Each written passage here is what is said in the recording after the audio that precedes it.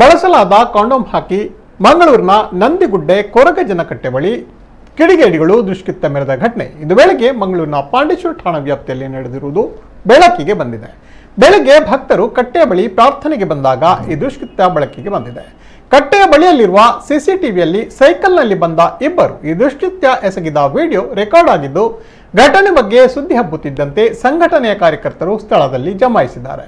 ಈ ಬಗ್ಗೆ ಮಾಹಿತಿ ತಿಳಿದ ಪೊಲೀಸರು ಘಟನಾ ಸ್ಥಳಕ್ಕೆ ಬಂದು ಸಿಸಿಟಿವಿ ದಾಖಲೆಗಳನ್ನು ವಶಪಡಿಸಿಕೊಂಡು ಪಾಂಡೇಶ್ವರ ಠಾಣೆಯಲ್ಲಿ ಪ್ರಕರಣವನ್ನು ದಾಖಲಿಸಿದ್ದಾರೆ. ತಪ್ಪಿತಸ್ಥರನ್ನ ಶೀಘ್ರವೇ ಬಂಧಿಸುವಂತೆ ಇಲಾಖೆಗೆ ಸೂಚನೆ ನೀಡಿರುವ ಸ್ಥಳೀಯ ಶಾಸಕ ವೇದವ್ಯಾಸ್ ಕಾಮತ್ ಘಟನೆಯನ್ನ ತೀವ್ರವಾಗಿ ಖಂಡಿಸಿದ್ದಾರೆ. ಕಿಡಿಗೇಡಿಗಳನ್ನ ಕೂಡಲೇ ಬಂಧಿಸಿ ಕಠಿಣ ಕ್ರಮ ಜರುಗಿಸಲು ಪೊಲೀಸ್ ಇಲಾಖೆಗೆ ಸೂಚನೆಯನ್ನ ನೀಡಿದ್ದಾರೆ. ಈ ಬಗ್ಗೆ ಮಾಧ್ಯಮದೊಂದಿಗೆ ಮಾತನಾಡಿದವರು, ಧಾರ್ಮಿಕ ಕೇಂದ್ರಗಳನ್ನು ಅಪವಿತ್ರಗೊಳಿಸುವ ಯಾರೇ ಆದರೂ ಕಠಿಣ ಕ್ರಮ ಜರುಗಿಸಲಾಗುತ್ತದೆ. ಶಾಂತಿಯುತವಾಗಿರುವ ಕರಾವಳಿಯನ್ನ ಇಂತಹ ಕೃತ್ಯಗಳ ಮೂಲಕ ಕೋಮು ಗಲಭೆಗೆ ಪ್ರಚೋದಿಸುವ ಶಕ್ತಿಗಳನ್ನು ಹೆಡೆಮುರಿ ಕಟ್ಟಲು ಪೊಲೀಸ್ ಇಲಾಖೆಗೆ ಸೂಚನೆ ನೀಡಿದ್ದೇನೆ. ಪ್ರಶಾಂತವಾಗಿರುವ ಕರಾವಳಿಯಲ್ಲಿ ಕೋಮು ಗಲಭೆ ಎಬ್ಬಿಸಲು ಪ್ರಯತ್ನಿಸಿದರೆ ಅದನ್ನ ಕಂಡು ಸುಮ್ಮನೆ ಇರಲಾಗದು. ಕಳೆದ 4 ವರ್ಷಗಳಲ್ಲಿ ಕೋಮು ಗಲಭೆಗಳು ನಡೆದಿಲ್ಲ, ಮುಂದೆಯೂ ಕೂಡ ಅದಕ್ಕೆ ಆಸ್ಪದ ನೀಡುವುದಿಲ್ಲ ಎಂದು ಶಾಸಕರು ಹೇಳಿದ್ದಾರೆ.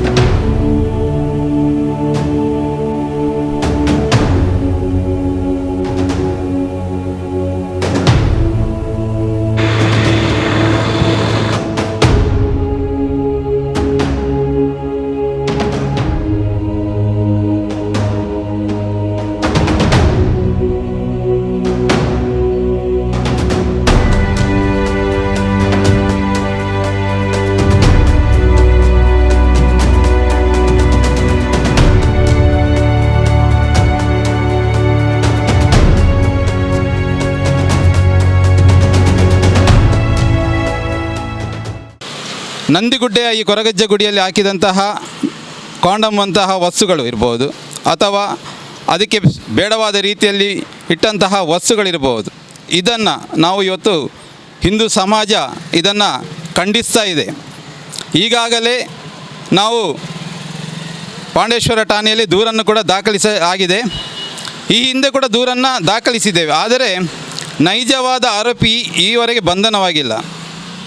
ಬಹುಶಃ ಈ ಹಿಂದೆ ಕೋಡಿಕಲ್ ಪ್ರದೇಶ ಇರ್ಬೋದು, ಕೆಲವು ಕಡೆಯಲ್ಲಿ ನಾಗನ ಕಲ್ಲು ಎಸೆದಂತಹ ಸಂದರ್ಭದಲ್ಲಿ ಬಂಧನವಾಗಿದೆ.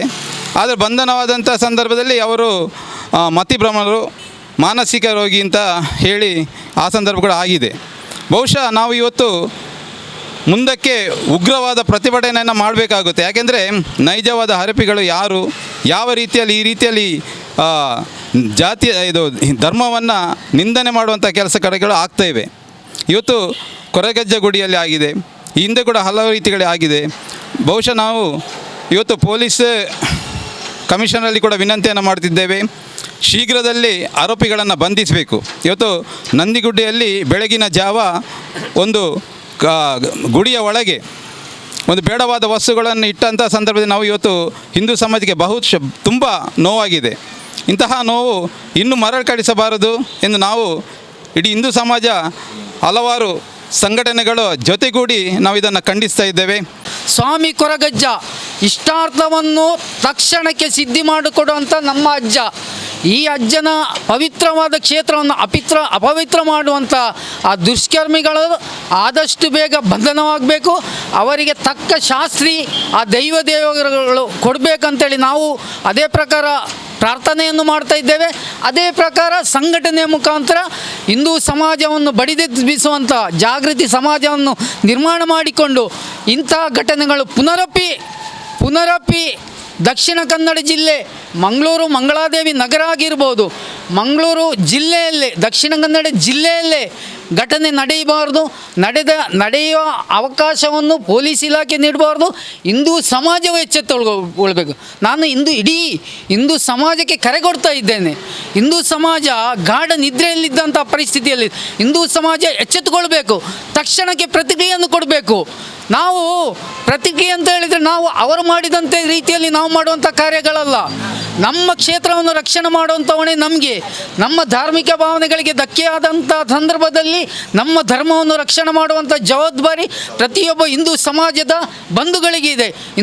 ಇಜ್ಜಂದ ಕೊರಗಜ್ಜನಿಂದ ನಿಂಗೆ ಅಗೇಲು ಪುರ ಕೊರಿಯ ಅಗೇಲು ಪುರ ಕೊರ್ದಿತ್ತ ಎಂಗಳು 2 ತಿಂಗಳು ಕೊರ ಅಗೇಲು ಕೊರ್ಪನೆ ಪನ್ನೆ ಇಂಕ್ಲ ಹೂ ಕೆಲಸ ಹೋಗ್ಲಾರೆ ನಿಂತ ಎಂಗ್ಲಿನ ಕೈ ಬಿಡ್ತಿಜ್ಜೇರು ಅಂಚದು ಅವು ಏರಾಯನಕ್ಲ ಅನ್ಯಾಯ ಮಂತೇರು ಅಕ್ಲೆ ಏತ ಪ್ರತಿಫಲ ತಿಕ್ಕೊಂಡೆ ಅಂದು ಅವೇ ಏರಾಯನೆ ಮಂತೇಡ ಏರಾಣಲ ಅನ್ಯಾಯ ಮಂತೇರಡ ಐತ ಪ್ರತಿಫಲ ಹಾಕು ತಿನ್ಪೇರೆ ಖಂಡಿತ ಅವು ತೋಜಿದು ಬರ್ಪುಂಡೆ ಏತುಲೆ ಕೊರಗಜ್ಜನ ಏರ್ಲಂದು ಮಂತು ದಿನಕ್ಲು ಇಜ್ಜತಿ ಕೊರಗಜ್ಜನಲ್ಲ ಕಲ್ಲುಟೆಪ್ಪೆನಲ್ಲ ಅದೇ